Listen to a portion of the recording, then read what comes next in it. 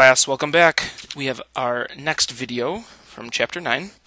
This is on Section 9.7, Dilations. This is the first video. We will have another video on dilations. But basically, I need you to understand dilation, or a dilation, is our only transformation that is not an isometry. Okay, and an isometry, if we remember, is where a preimage and an image are congruent to each other. Alright, this is a little different. So now we say a dilation is a transformation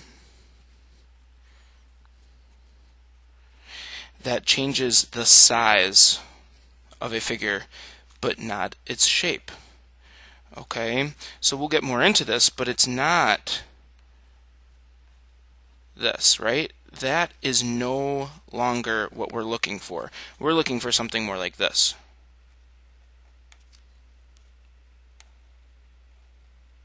Okay, something like that. This is what we are looking for. And that's what we're going to try and figure out today. So, to keep going, we would say that the preimage and the image, and this is a word that we have not used before, so I get it if you don't know it, but we're going to say that they're similar, and we'll get more into that later in the year. But for right now, I just want you to understand this concept that the preimage and the image are going to be similar. That's this idea of different size but same shape. So, to perform a dilation, we need to have a scale factor, and the scale factor describes how much the figure is enlarged or reduced. Alright, the scale factor describes how much the preimage is enlarged or reduced to the image. So, for a dilation with scale factor k, we can find the image of a point by multiplying each coordinate by k. So if you have a point AB, that's going to change to KA, KB. Alright, you just multiply each coordinate individually by that scale factor. Alright, as we move along, a couple of other pieces of information, or I guess definitions that we need. Center of dilation. The center of dilation is the point at which the lines connecting every point P, so every point from the preimage, with its image, P prime, where they all meet. Alright? So that's a little tricky to understand conceptually. We will see that in a little bit. Enlargement, it's exactly what you think. That is a very specific dilation where the scale factor has to be greater than 0. And the reason it has to be greater than 0 is because we need to imagine, if we go back up and we look at this right here, if we're going to multiply by k, well, the k value would have to be bigger than 1 in order to expand or make these points, make your new point, I should say, bigger than the original. And that's what enlarging is, right? Bigger. Now reduction, or smaller, that's an L, sorry, smaller. This is just also a dilation, I should say. But this time, the scale factor has to be greater than 0, but less than 1. Okay, it has to be greater than 0, but less than 1. This means, for example, if I took a half, well, I would have to take half of A and half of B, which means it would get smaller. Alright? Again, we'll see this in a little bit. Alright, last little bit of notes. Dilation. This is actually kind of repeated, but it's good to repeat. It's a good procedure. It's the same thing as up above.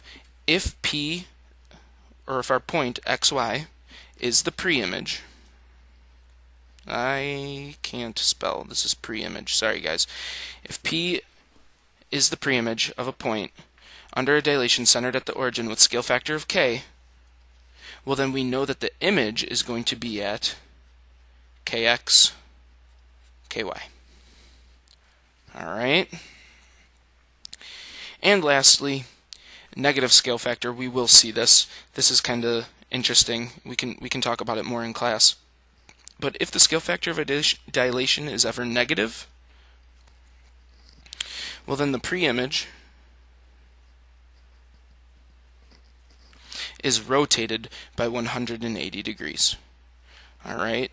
And the reason for that is basically you're taking, like, kind of think about it. If you took a point x comma y, maybe like 5 comma 5, and then you multiplied it by a negative scale factor, and it became -5, -5, well, what would happen when I plot those 2 points, right? If I plot 5 comma 5, it's originally up here. That would be P. But when I plot the image, it would be down here at P prime.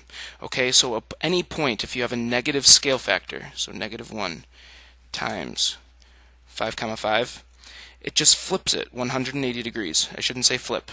That's bad. It rotates 180 degrees. Alright, so let's jump into some examples.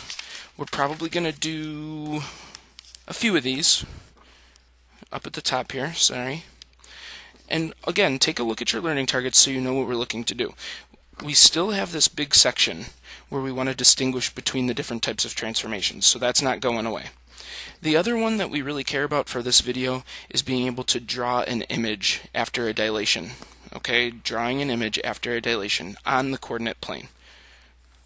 So let's take a look at one. I'm going to, and I hope you guys agree, I'm going to say that this is a dilation. Alright? And really, for my reasoning, guys, I just need you to understand that it is the exact same shape, but different size. Alright? That is what a dilation is. Same shape, different size. When we look at something like 2, hopefully you agree, same size, same shape, but what happened with our points? We started here, we went to here. This is a rotation. Alright? How do I know? Points turned. Alright, it's as easy as that. How about the next one? It looks like this might be a reflection. And how do I know? Because it looks like it just flipped. So I'm just going to write flipped. Alright, so how about this? I want you guys to maybe pause the video, try the next 3 on your own, and then I will check those when I see you next. Okay? Alright, now I know we didn't go through any examples yet, and we're going to kind of just jump into this dilation business. This is what I need you to kind of think about here. Okay? Down here at the bottom, sorry. An enlargement, like we said, this means bigger. And hopefully you agree that my little parallelogram here, A, B, C, D, and I know this is where I started because there's no prime notation, it grew to A prime, B prime, C prime, D prime. This original parallelogram got bigger. Alright? So this enlarged. And we even know we can figure out the scale factor because we know that if this side was 2 and now it became 4, well, it doubled. So my scale factor had to be 2. Same type of thing with reduction, but we're getting smaller. And again, I know this is a reduction because look at my, you have to find the pre-image first is basically what I'm trying to say. So you look for no prime notation to prime notation. So I went from big to small, which means I'm in a reduction situation. So this is what we're going to be looking for on the next page. So let's flip over, and we're going to do all 3 of these. I don't think they should be too tough, but again, if something is not making sense, please, please, please make sure to talk to me in class or rewatch the video. Okay, so scale factor of 1/2. I want to draw the image after performing this scale. Okay, so here's my pre-image. One thing that you can do, and I always suggest doing, would be finding your points. Okay, finding your points. So I would maybe say L is at 3, 4. M is at 1, 2. And N is at 5, 2. Alright, now the reason I do this is because now I have my points and I can do some quick calculating to figure out what my new points are going to be, what my image points are going to be. So what do? If I scale by half, L prime, let me make sure I'm not off the page here, L prime is going to be at 3/2, comma 2. Alright, how did I get it? I just took each coordinate and multiplied by half. So 3/2, comma 2. I can keep going. M prime. Well, what's half of 1? Half. What's half of 2? 1. Alright, and my last one. 5, comma 2 by a scale factor of half. So N prime is going to be at 5/2, comma 1. Alright. Now, let us kind of plot these points. Now just remember, you're going to want this in decimal form. 3/2 is the same as 1.5. So when I go, and let's change colors here, maybe that'll help. If I go and I plot this new point, 3/2, comma 2, that has to be at 1.5, comma 2, or right there. And I keep going. M prime is going to be at half, comma 1. So 0.5, comma 1. And lastly, 5/2. Now this one, just kind of do some quick decimal work. 5 divided by 2, or half of 5, is 2.5. Alright, so 2.5, comma 1 is right here. And then I would sketch, sketch, sketch, and label L prime, M prime, N prime. Alright, and that would be my dilation with the scale factor of 1/2. Alright, let's see what's going on in the next one. So now I have a point at -1, comma 1. -1, comma 1, I plot it. I have -2, -1, -2, -1 right there. And I have -1, -2. So something like this. This is my original. Alright, let's label that. So this was A and B and C. Now one other thing I want you to understand is kind of that center of dilation business. It's kind of goofy. What you can do, if you draw a line from your center, alright, and we're centered at the origin here, I'm going to draw a line through every single one of my points, almost like we were doing rotations. So something like that. Not the best line, shoot. Let me do that a little better. Alright, that's better, sorry. And then maybe something like this. And maybe something like this. I want you guys to see in a little bit, alright? So I now drew lines through every single one of my pre-image points from the center of dilation. And what I want us to kind of think about here is what's going to happen. We are doubling, right? Our scale factor is 2, so we are doubling the distance away that our points are from the center of dilation. Sorry. So for example here, I know that to get from my center to A, I went over 1, up 1. Well, that means I have to double it to get to A prime. So I have to go another over 1, up 1, right? I would have to go over 2, from the center I mean, I would have to go over 2, up 2, because that's double the original. Now, how does that work algebraically? I have -1, comma 1. I'm multiplying by a scale factor of 2, so I get the point A prime, sorry, -2, comma 2. And that's the exact place I thought it would be. Let's keep going, and let me write these. A, B. Alright, so now B, -2, -1, multiplying it by a scale factor of 2, means I should be at -4, -2. So we can go ahead and we can plot that, -4, -2, and actually I should change to green, sorry. Let me try to A, -4, -2 is right there. That's going to be B prime. Okay, now let's think about this for a second. Originally, I went back 2, down 1. If I double that, I should go back 4, down 2. Back 4, down 2. And that is exactly what happened, or exactly what I thought would happen. The last one, C. -1, -2. You have options here. You can use the graphical approach. You can say, well, I originally went down, or sorry, back 1 down 2, and if my scale factor is 2, I need to double what I did before. So I would need to, instead of going back 1, I have to go back 2, and then down 4. So that's an option. The other option, and the one that I want you guys to at least understand and know, is you can always just multiply each coordinate by the scale factor. So -2, -4, and what do you know? That's exactly what we thought. All right, so I finish by drawing in the figure. Okay, you can highlight if you'd like.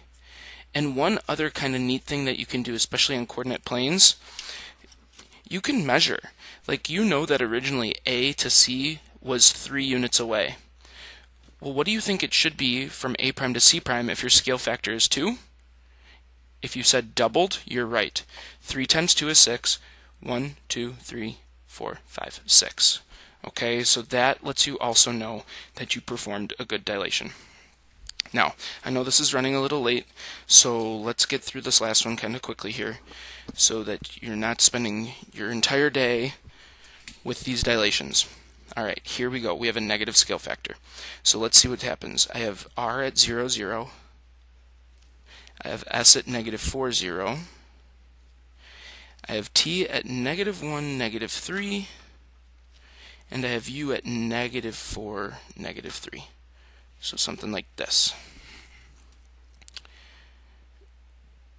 Alright, did I do that right? 0, 0, -4, 0.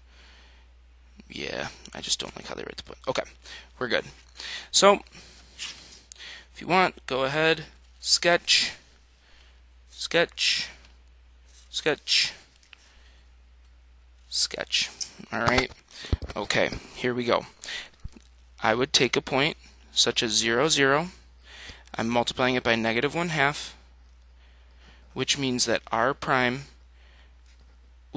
is still 0, 0. Alright, that's good to know. Let's do our next point. S, -4, 0. Same idea. S prime, -half of -4 is +2, 0, okay? Right?